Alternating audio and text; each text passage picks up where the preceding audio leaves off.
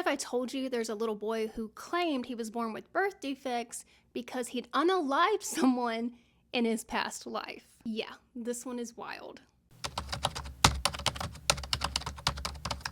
Widger was born with a rare condition called Poland syndrome. One of his arms was significantly shorter than the other one. The hand on that arm had underdeveloped fingers, some of which were webbed. Additionally, one of his ribs was shorter on one side, and he was missing a pectoral muscle, giving his chest a concave appearance on that side. When Widger was only a toddler, we're talking like 2 years old, he claimed that the arm on that side had the defect because... Now, what is a way that I can say this that Instagram won't penalize me? He said he'd use that arm to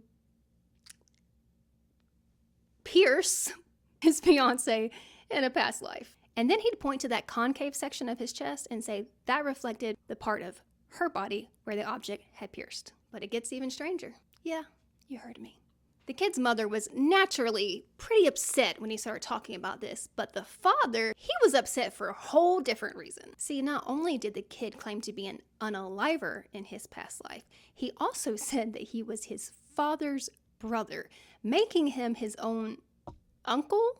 And the reason all of this was upsetting his father so much was that the kid knew so many details that it forced him to admit to his wife that he'd lied to her for years when he told her that his brother had passed away from natural causes. In fact, his brother had been accused, charged, and hanged for unaliving his fiancée. Now, same family reincarnation cases are always more difficult because people are quick to dismiss anything and say that the other family members influenced or coached the child into these past life memories. In this case, it's important to know that the mother and older brother didn't know any of this information and that the father had specifically hidden it for years. I mean, the father would get so angry, sometimes angry, but also he was worried, literally worried that the victim's family from the past life would hear about the kid's memories and like come after him. So he sent his son to live with relatives for like a year.